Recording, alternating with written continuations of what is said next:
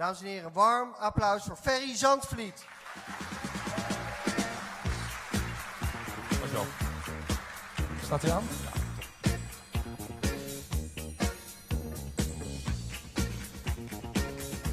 Ja.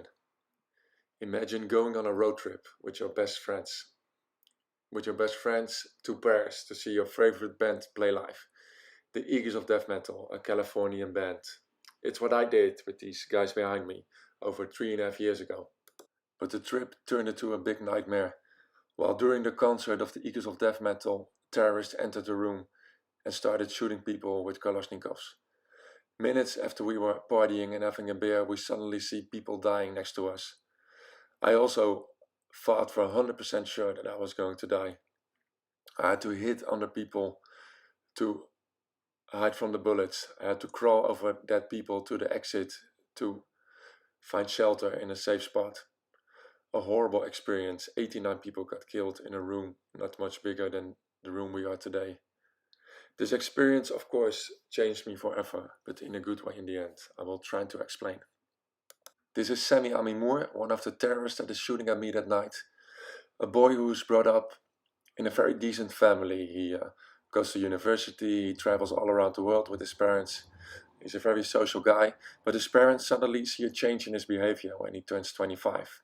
He goes to the mosque a lot, he let his beard grow, and he escapes the country and joins IS in Syria to become a terrorist. And he stands in front of me that night in the Bataclan. Can you blame the parents for the change in his behavior and the fact that he became a terrorist? I personally think not. How do I know all this? How do I have all this information about Sami Amimour, you might ask? Well, I actually went to his house a while ago. I visited his family. And I saw a family torn by grief. Not only had they lost their only son, but people in the world started to blame them for what their son had done. They said it was because of the way he was brought up by his family that turned him into a terrorist, or that they knew more about his terrorist activities. And that's an opinion that a lot of people in this world have today. But I can tell you it's certainly not mine. And of course, I can never be 100% sure that their parents didn't know anything about their son's terrorist activities. But I always say I can have this opinion. I at least took the effort, to go to their house, to talk to them before forming my opinion. And that is something that in today's society you see the other way around. People start to form their opinion about people and situations they know nothing about. And that I hate that, especially concerning refugees. At the end of 2015, we had a major refugee problem in Holland. And suddenly I had survived a terrorist attack, and people would tag me on posts like this on Facebook, like, oh, you survived a terrorist attack, you must hate Muslims now. Well, I've never had those kind of thoughts or feelings. Actually, it's the other way around. Being in this war zone that the Bataclan was, actually made me realize what an extreme fortunate it is that I was born and raised in a Western country, in Holland, for that matter. And that, you don't choose what country you want to be born in. The fact that I think the most of you in the crowd are all born in Europe, is that's like winning the lottery, and that's something you had zero influence on while you were born. Imagine if you would live in a war zone, that you have to be afraid that your child stands on a landmine or that your house gets blown up. And then I really hate it when people are judging refugees, that they get in a boat and they come to Europe to look for shelter. I mean, imagine if it was you with your kids on that rubber boat. I mean, wouldn't you want what's best for your family? It's so easy to judge, and let's never forget that this is what we're talking about. You remember this photo from the little kid that died on the beach? I mean, it still breaks my heart when I see it.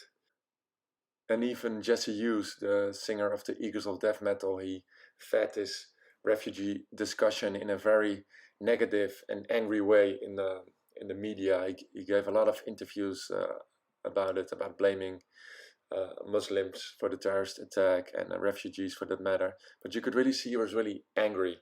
And I must admit, I had also some anger inside of me when this happened. I suffered from major post-traumatic stress disorder, which turned my life upside down. I was very angry with a victim support system in Holland that didn't offer me the help that I needed. But I started to put that anger into action. I started to inform victim support groups in Holland. I informed the victim support groups about what you do and what you do not need when you survive a terrorist attack.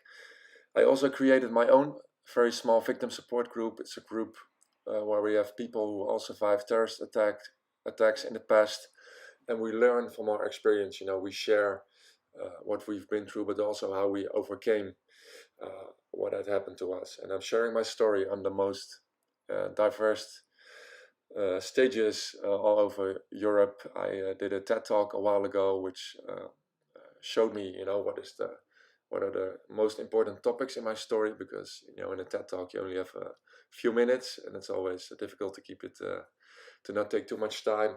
I talk to the kids a lot at diversity of schools. I show them how you can deal with every setback in life, and that every setback is actually an opportunity to become a much happier person. And I really opened up to the world. And the funny thing is, when you open up, people are also opening up to you.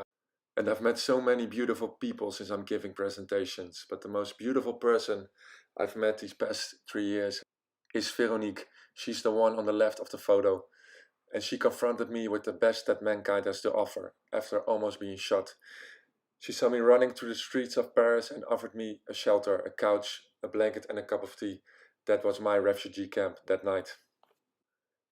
You would think the attack itself would have been a life-changing experience, but to be honest, the encounter with Veronique and her family has changed me more than the attack did.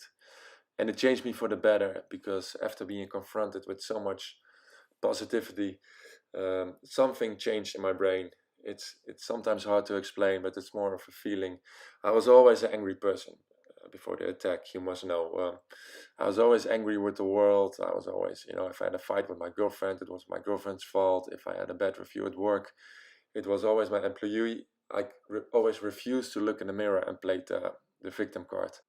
But the positivity shown by Veronique and her family, I took home with me, and it changed me forever. And the funny thing is, when you change, your surrounding is starting to change.